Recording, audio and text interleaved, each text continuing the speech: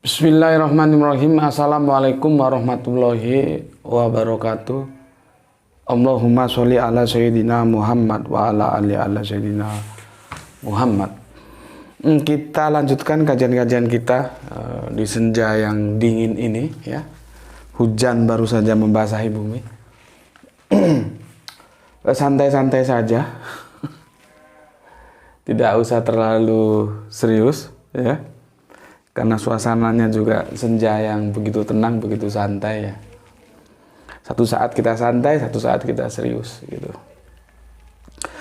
Sesuai dengan apa yang sedang kita temui sekarang, saya minum dulu. Bismillahirrahmanirrahim.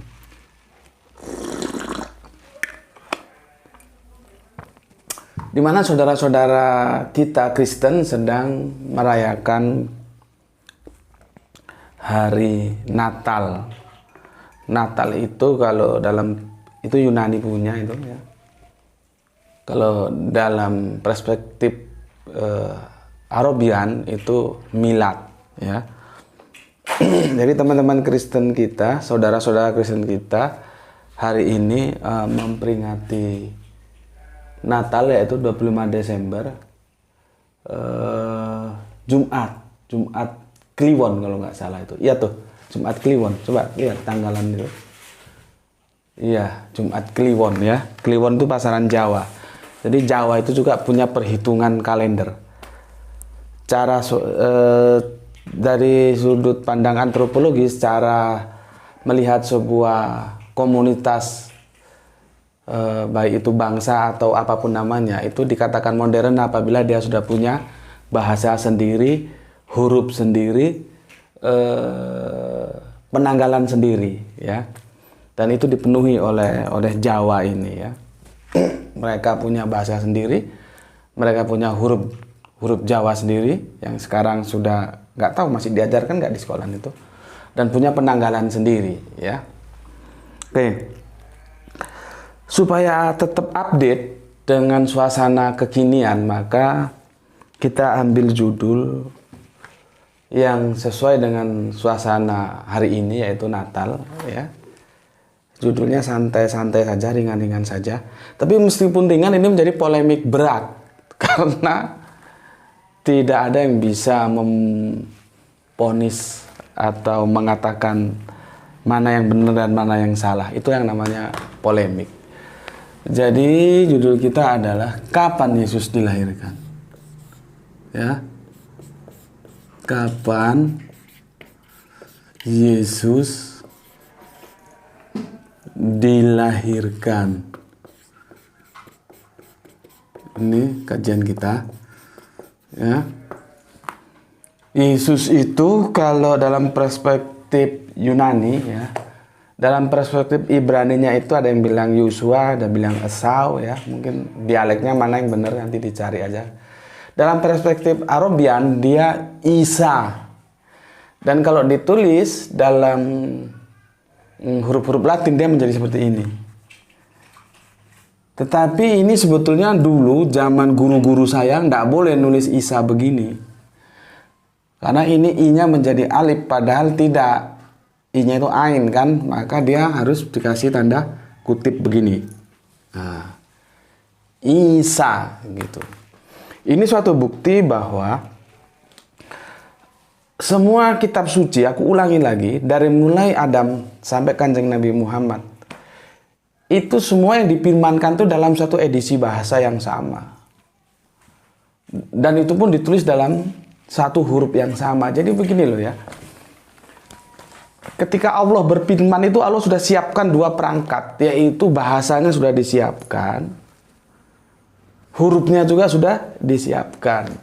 Nah, ini sebagai bukti ketika huruf-huruf Arabian itu sudah tidak nyambung dengan huruf-huruf Latin, maka jadinya harus ada rekayasa huruf seperti ini.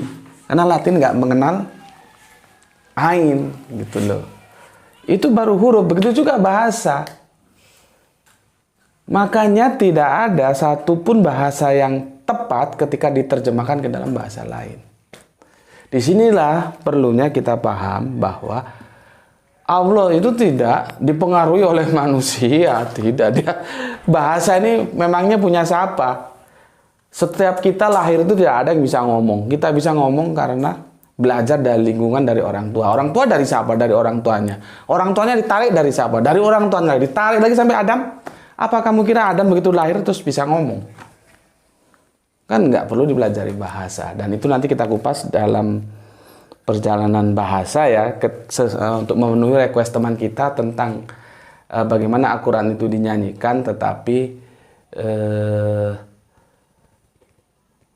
ketika hanya dinyanyikan, dilagukan, tetapi maknanya itu tidak diaktualisasikan dalam kehidupan. Itu sudah di request oleh teman kita, dia request 4, tapi yang aku akan penuhi 2 sajalah. Kita berbagi dengan teman-teman yang lain. Oke. Begini. Seseorang itu tidak mungkin lahir dalam 2 waktu yang berbeda. Tidak mungkin. Karena orang itu lahir sekali. Ya kan? Misalkan seseorang itu lahir tahun 60. Ya. Bila ada sebuah riwayat menuliskan bahwa seseorang itu lahir tahun 60 dan satunya lahir tahun 65, itu mesti salah satu salah. Atau dua-duanya salah bisa. Kalau dua-duanya benar tidak bisa. Begitu juga kalau seorang ditulis lahir hari Selasa, terus ada lagi riwayat menuliskan dia lahir hari Selasa dan hari Kamis. Nggak mungkin dua-duanya benar, dua-duanya salah mungkin, atau salah satu salah, salah satu benar. Jadi prinsipnya dari 2 contoh ini, ya, tidak mungkin seseorang itu dilahirkan 2 kali dalam 2 waktu yang berbeda, apalagi 3 waktu yang berbeda. Nggak mungkin, tempatnya juga nggak mungkin. Tidak mungkin seseorang itu lahir ya, di 3 tempat yang berbeda. Kok 3 tempat? Di 2 tempat yang berbeda. Tidak mungkin. Kalau dia lahir di bawah pohon korma ya di bawah pohon korma. Kalau dia lahir di Bethlehem ya di Bethlehem. Kalau dia lahir di goa ya dia lahir di goa. Kalau dia lahir di kandang domba ya di kandang domba. Kalau dia lahir di rumah ya di rumah. Gitu loh. Kenapa sih aku mendeskripsikan ini? Itu tidak lain supaya kalian mempunyai persiapan ketika akan mengikuti kajian ini. Ini bukan sesuatu yang baru ya. Ini sudah menjadi polemik. Kapan sebetulnya ya Yesus itu dilahirkan? Itu tidak ada yang tahu. Dan sekarang kan diambil sebuah katakanlah titik damai ya, dengan mengatakan tidak perlu tahu kapan tanggalnya, yang penting substansinya gitu. Ya terserah saja, tidak ada masalah gitu ya. Jadi jangankan kita yang ada di luar, mereka yang ada di dalam kekuasaan kekristenan saja pun mengatakan hal yang sangat polemik sekali. Ini Paus ya. Paus Benediktus ke-16, dia mengatakan Natal bukan 25 Desember. Ini orang yang punya otoritas loh ya dalam kekristenan Katolik ya. Dan Katolik itu salah satu kelompok besar yang tidak bisa dipandang sebelah mata. Meskipun kita tahu ada saudara-saudara Protestan ya. Nih. Lihat nih. Ini ya. Nah, ini. Oke. Ini ya. Jadi katanya kalender Kristen salah. Gitu loh. Salah perhitungan. Begitu juga ada yang dari segi sejarah mengatakan demikian, bahwa sebetulnya 25 Desember itu merupakan katakanlah plagiat dari kelahiran Mitra, ya, seperti ini.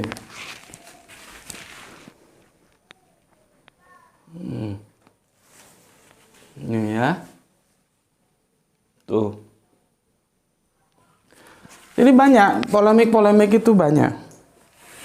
Sehingga kalau kita sampai sekarang tetap berpolemik, itu hal yang biasa, nggak usah dianggap sesuatu yang kok begini, begitu, enggak, biasa saja gitu ya.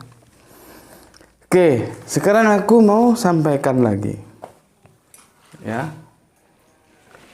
Dalam sebuah sejarah, ya, ternyata Natal itu sampai abad keempat Masehi, hari lahir Yesus masih diperingati 6 Januari. Ya. Ini abad keempat ini. Kemudian 28 Maret. Kemudian 18 April. Kemudian 29 Mei. Ya. Menurut riwayat lain juga dirayakan 28 April. Kemudian 18 Mei. Kemudian 18 Oktober. Coba bayangkan, berpindah dari satu waktu dan berkali-kali berpindah. Lalu Kaisar Konstantin menetapkan tanggal 25 Desember sebagai hari kelahiran Yesus atau Natal itu yang kita kenal sekarang. Ya. Nah, ini sejarahnya mengatakan begini. Hal ini karena hari tersebut disesuaikan dengan kelahiran dewa matahari yang bernama Mitra itu tadi, yang gambarnya aku tunjukkan, ya. Dis Natalis Solis Invicti, gitu. Itu faktanya. Sekarang kita mau ambil yang mana? Tuh ya. Kita mau ambil yang mana? Coba aku ajak kamu berpikir bahwa begini. Adakah sumber yang lebih otoritatif dibanding kitab suci? Coba. Ada enggak? Mana lebih otoritatif sejarah dengan kitab suci? Tentunya kalau kita paham, ya, yang paling otoritatif itu tentu kitab suci, karena dia ditulis atas dasar firman dari Yang Maha Tahu. Jadi tidak mungkin keliru, gitu loh. Tidak mungkin keliru, karena dia ditulis berdasarkan informasi dari Yang Maha Tahu itu. Kalau sejarah itu kan tulisan manusia berdasarkan pengamatan sebuah peristiwa. Manusia punya keterbatasan. Gitu loh. Ya, bisa saja kesalahan dalam sejarah itu kesalahan yang disengaja, kesalahan yang tidak disengaja. Ada dua kemungkinan. Kalau kesalahan yang disengaja itu karena kepentingan tertentu, karena sejarah itu tergantung untuk apa dan oleh siapa dia ditulis. Tapi kalau kesalahan yang tidak sengaja mungkin karena kelelahan, mungkin karena keterbatasan informasi. Banyak hal yang menyebabkan seperti itu. Tapi satu hal yang kalian seharusnya setuju sih, kalau aku ngomong bahwa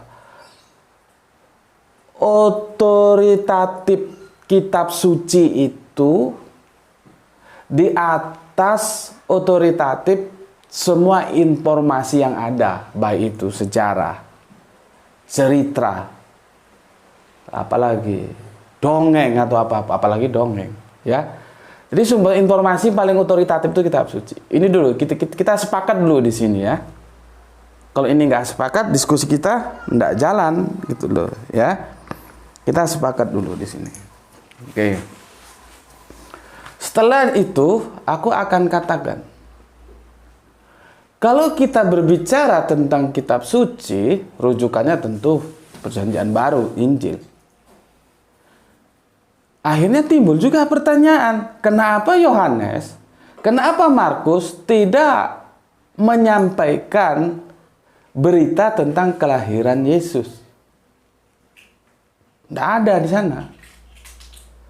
Yohanes langsung dimulai oleh himne Platonis. Pada mulanya firman, firman bersama-sama dengan Allah dan firman itu adalah Allah. Yang itu juga menjadi polemik hingga kini tentang bagaimana cara memahami itu himne. Ya. Begitu juga Markus, dia tidak menceritakan. Yang menceritakan itu hanya dua, Matius dan Lukas. Ya. Kalau Markus itu, coba aku lihat dulu, dia langsung begini. Markus itu ya, dia itu langsung masuk tentang Yohanes Pembaptis.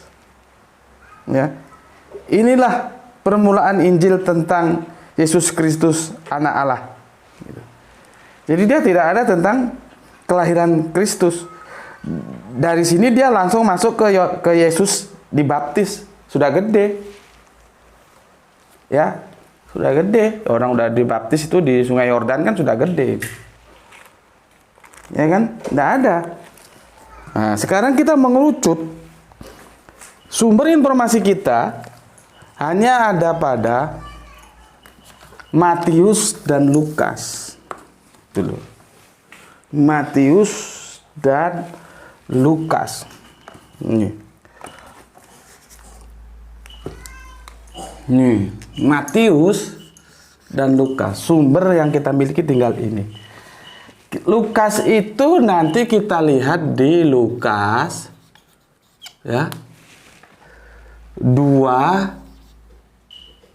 1 sampai 8. Ya. Ini aku ringkas, nanti kamu baca di Bibelmu supaya nggak terlalu lama, nanti aku bacakan ya. Itu di bawah kekuasaan Kaisar Agustus.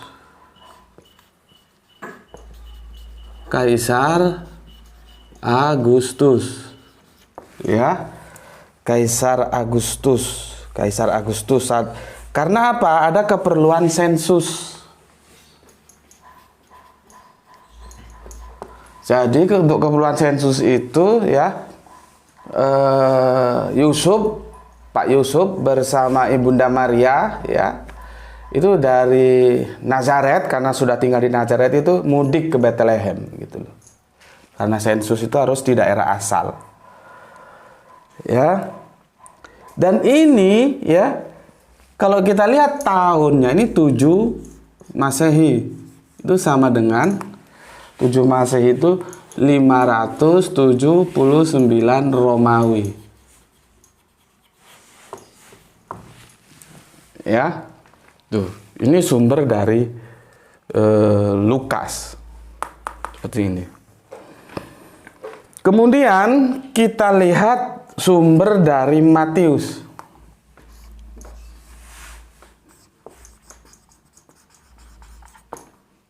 Ya. Dia dari mulai Matius 2 ya. Nanti kemudian ayat nomor 1, 10 dan 11 ya. Di sini pada masa pemerintahan Raja Herodes Agung yang berkuasa. Herodes Agung. Ini Herodes ini ada banyak loh ya. Hati-hati. Ingatku ada 3 kalau tidak 4. Ya, Herodes Agung ya. Dia memerintahkan ya tahun 4 Masehi dia. Ya. Itu lebih tuaan. 4 Masehi sama dengan, kalau kita konversi 749 Romawi. Oke, kita selesaikan ini dulu.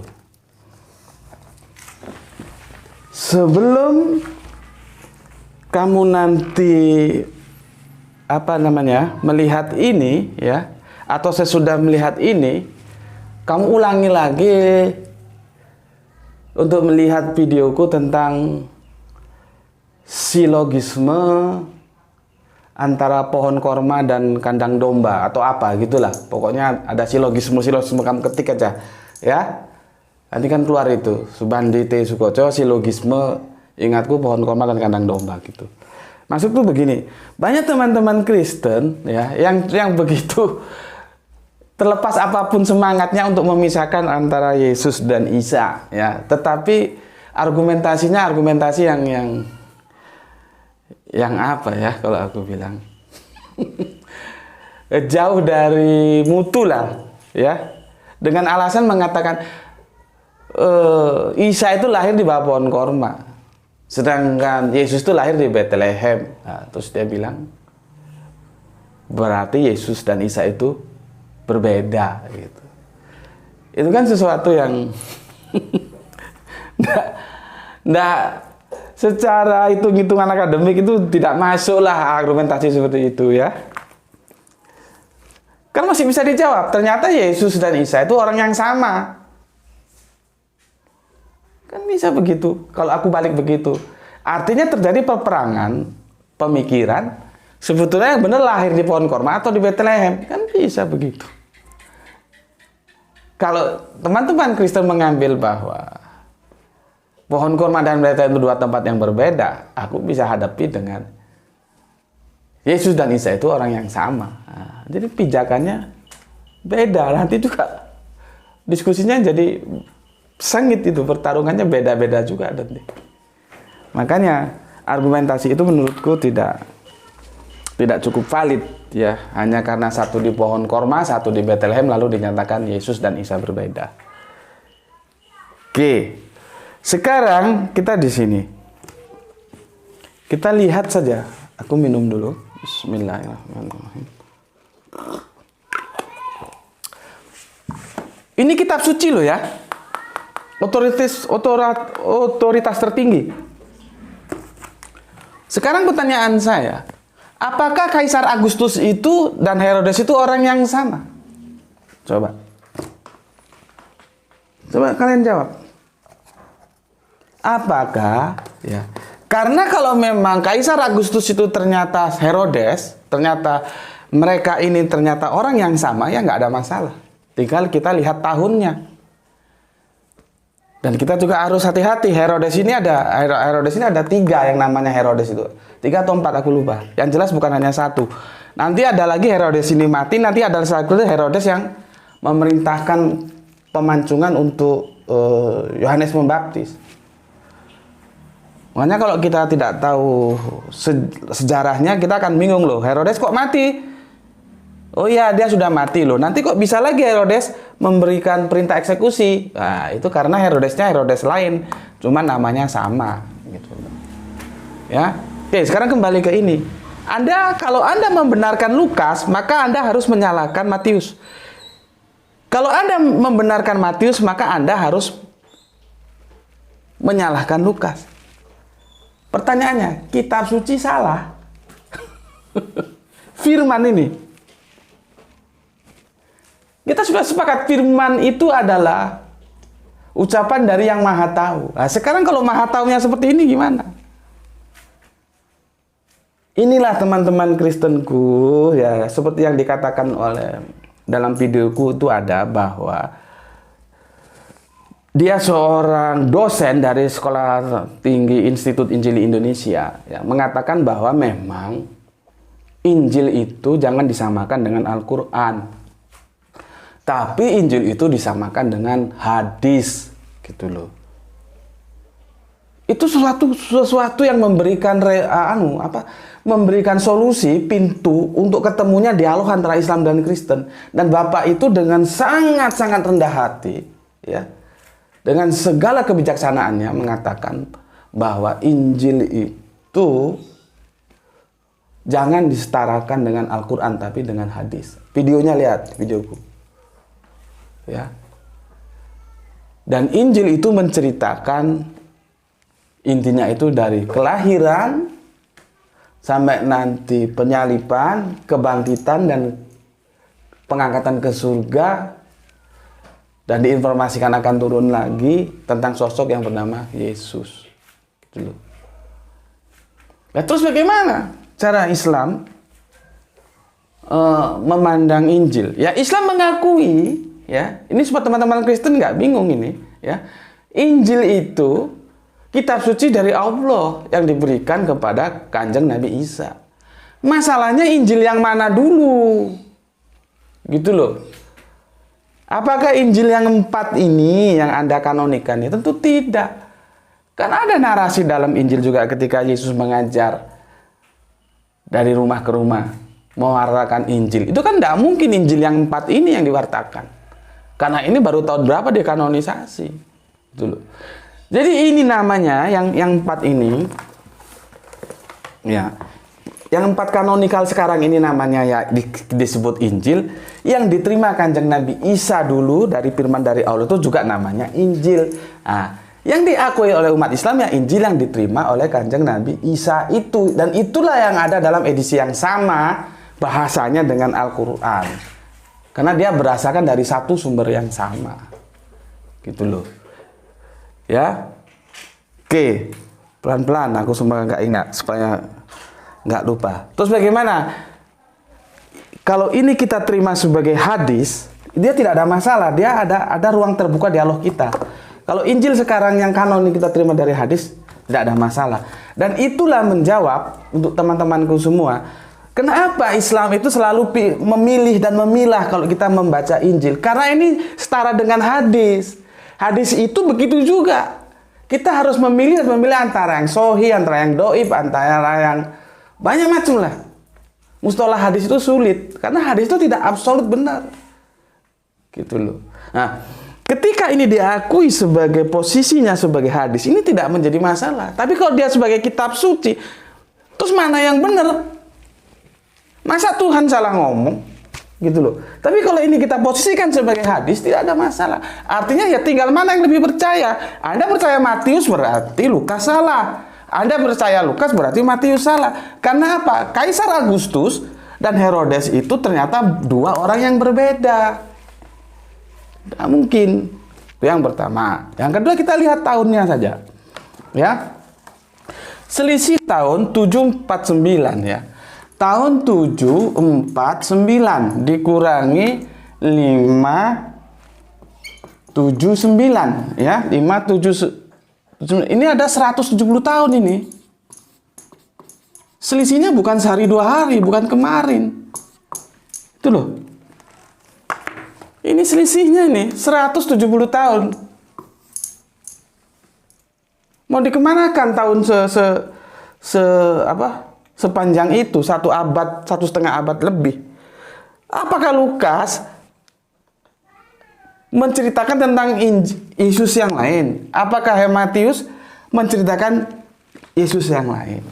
Makanya teman-teman Kristen yang mengatakan bahwa enggak sama itu Isa dan Yesus. Isa kan lahirnya di kandang Isa kan lahirnya di pohon korma, Yesus di Bethlehem di kandang domba gitu. Terus bagaimana tentang ini? Oh, nggak sama itu Yesusnya Lukas dengan Yesusnya Matius. Loh, karena apa? Yesusnya Matius itu lahir di kekuasaan Herodes. Yesusnya Lukas lahir di Kaisar Agustus. Ditambah lagi selisih tahunnya 170 tahun. Kalau Anda fair, Anda harus mengatakan begitu.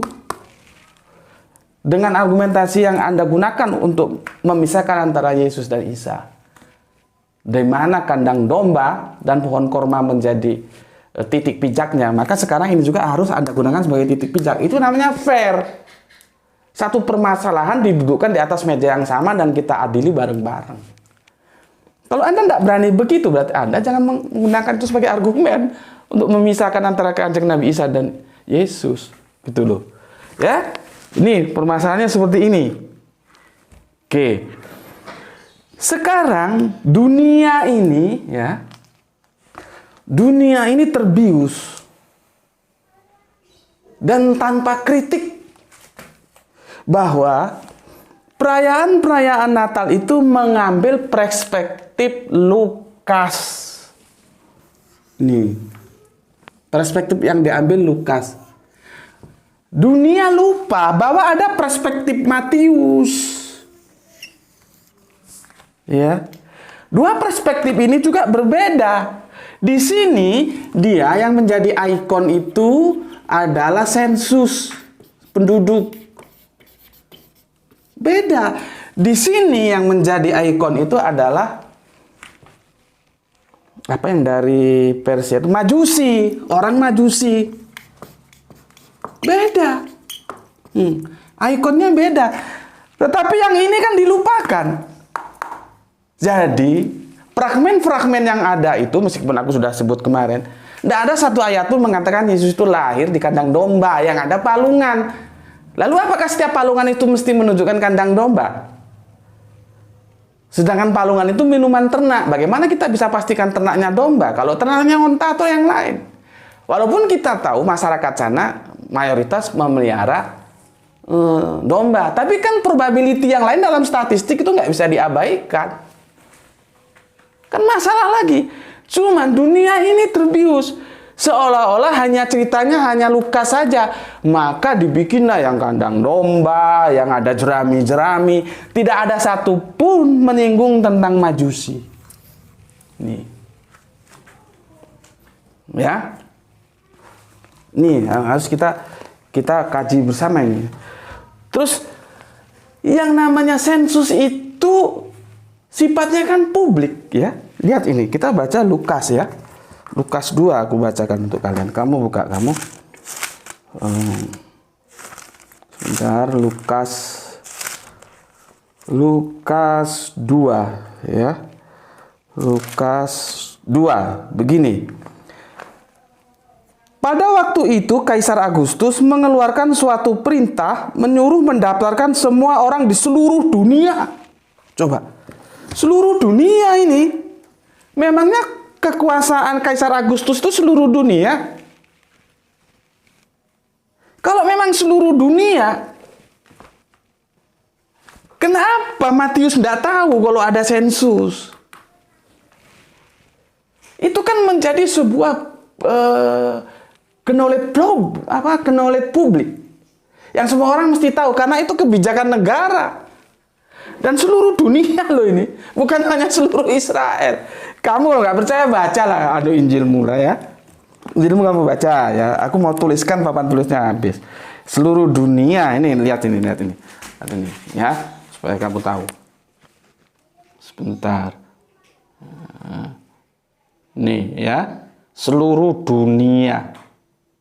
Oke? Seluruh dunia. Padahal Kaisar Agustus itu tidak berkuasa atas seluruh dunia, gitu loh. Ya.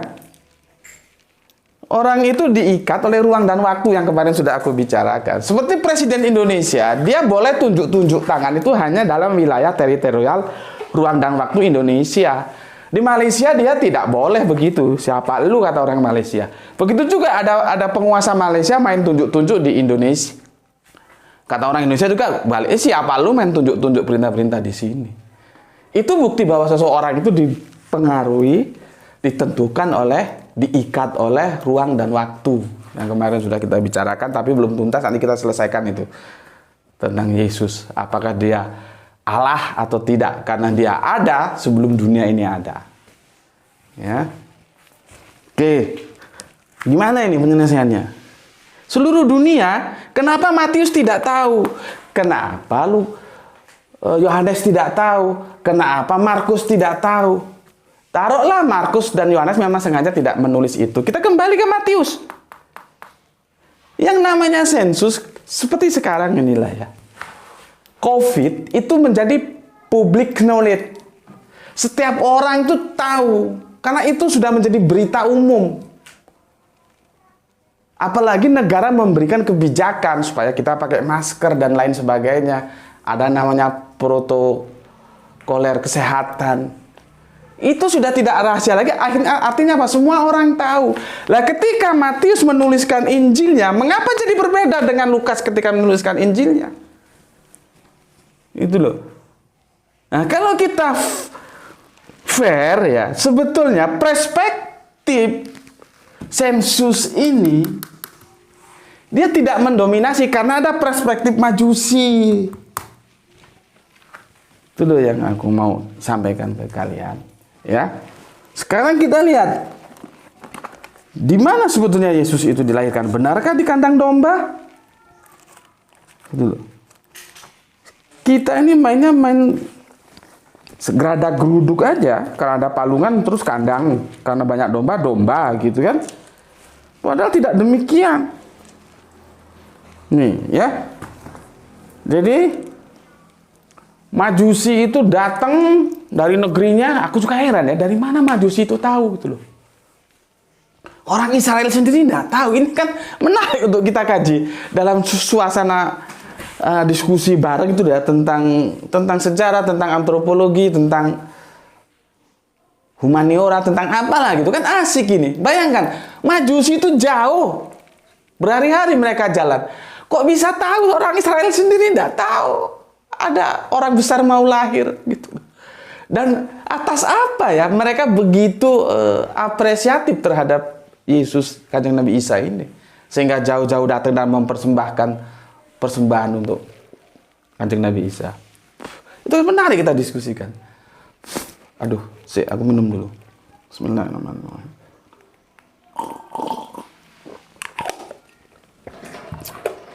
Udah berapa lama, Le? Sudah 35, setengah jam. Oke, aku persingkat lah supaya nggak terlalu lama.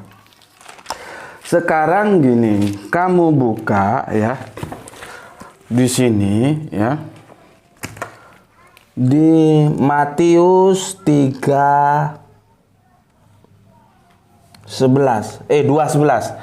Di Matius di sini ya, di sini Matius 2 ya, kamu baca di Matius 2 tapi ayat yang 11 kamu baca. Nanti kamu tahu di mana Yesus itu dilahirkan ya.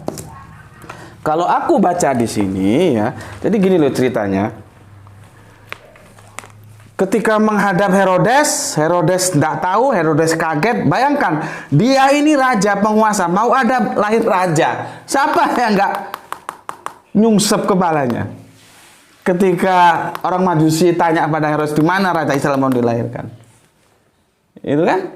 Oke, akhirnya si Majusi itu cari di mana Yesus dilahirkan. Dia dibimbing oleh bintang. Ini kalau di sini kan panjang kan ya. Aku cerita aja, nanti kamu konfirmasi di sini. Bintang itu berhenti di suatu rumah. Disitulah orang Majusi itu berhenti juga ya, dan menemukan Ibunda Maryam dan Yesus. Sekarang pertanyaannya, berarti menurut Matius Yesus itu lahir di rumah atau di kandang domba? Gitu aja. Dan layakkah seseorang yang itu begitu mulia, dipilih oleh Allah sebagai utusannya, lahir di kandang domba, itu layak enggak? Gitu. Mau dibersihin pakai apa? Coba bandingkan dengan lahir di bawah pohon korma, disediakan makanan, disediakan air di bawahnya untuk bersih-bersih. Dan dia boleh berjalan-jalan sekitarnya itu.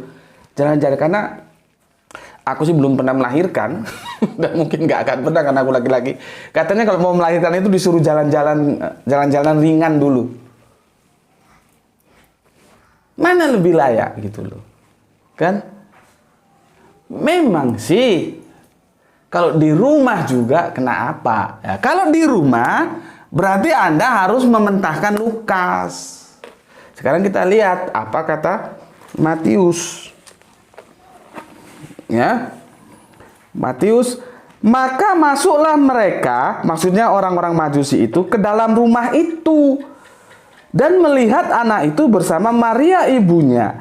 Lalu sujudlah menyembah dia. Mereka pun membuka tempat harta bendanya dan mempersembahkan persembahan kepadanya, yaitu emas, kemenyan, dan mur. Pertanyaannya, di manakah mereka menemukan Yesus dan Ibunda Maria? Di rumah, bukan di kandang domba. Nih, aku kasih tahu lagi ya. Kita harus memanfaatkan sesuatu. Ini di dalam rumah, itu surat 11 ya.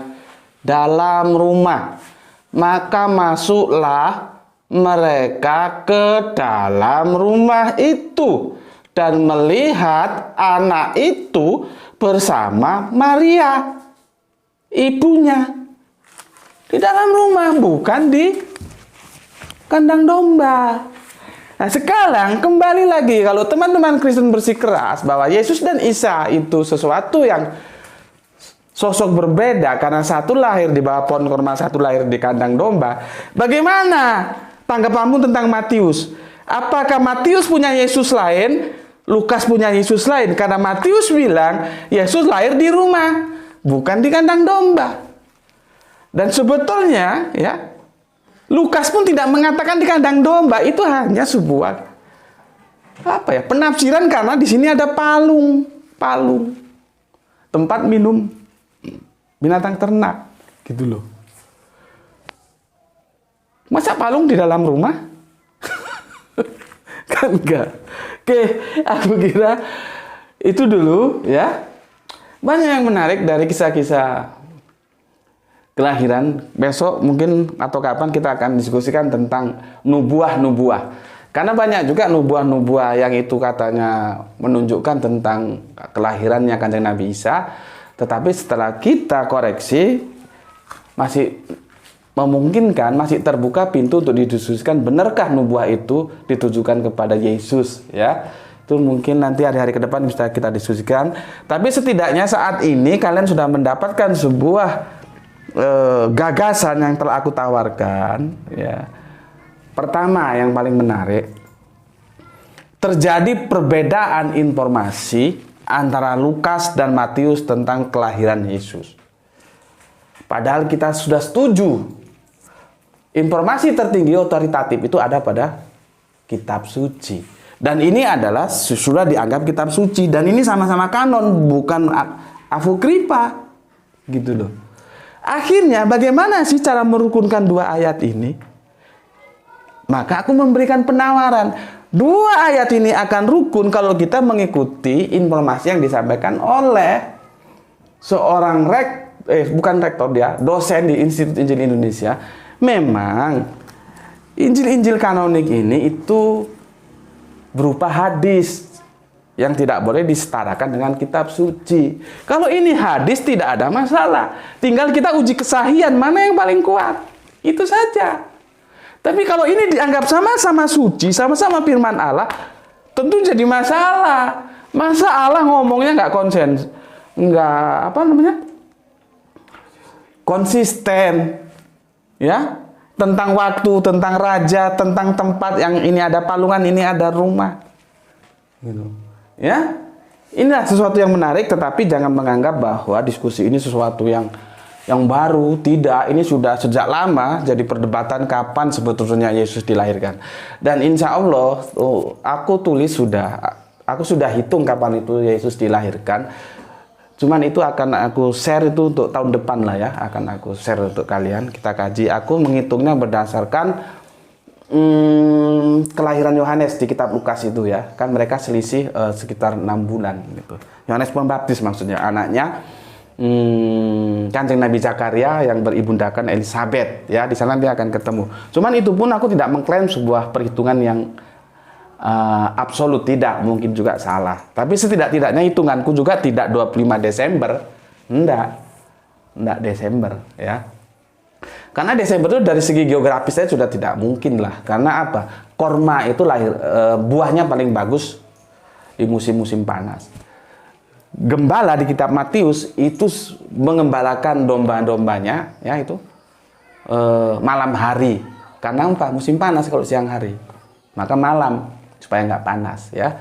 Jadi memang 25 Desember ini polemiknya sangat berat ya kalau dipertahankan sebagai itu kebenaran yang absolut lahirnya Yesus, itu sangat berat. Tinjauan dari historis, dari antropologis ya, sama-sama beratnya. Cuman sudah diambil keputusan, atau katakanlah belum keputusan sih. Kalau aku ngobrol dengan teman-teman Kristenku, mereka mengatakan bahwa bagi kami tidak penting kapan Yesus itu dilahirkan, tapi yang penting bagaimana mengambil hikmah kelahiran seorang yang akan membawa kita kepada jalan kebenaran. Dan bagiku tidak ada masalah kalau memang seperti itu. Oke? Tapi konsekuensinya jangan mengakui bahwa Yesus lahir pada 25 Desember, ya. Itu aja dari aku, sampai ketemu lagi. Mohon maaf kalau ada salah-salah kata, salah-salah ucap, kadang-kadang terlalu asik ngomong. Jadi tidak terkontrol, yang diomongkan salah gitu ya. Oke, ya namanya aku juga bisa salah ya, mohon dimaafkan. Oke, dari aku sampai ketemu lagi, mungkin kita akan berbicara tentang kalau nggak salah nanti tentang nubuah ya, apakah nubuah itu akurat atau tidak. Oke, assalamualaikum warahmatullahi wabarakatuh.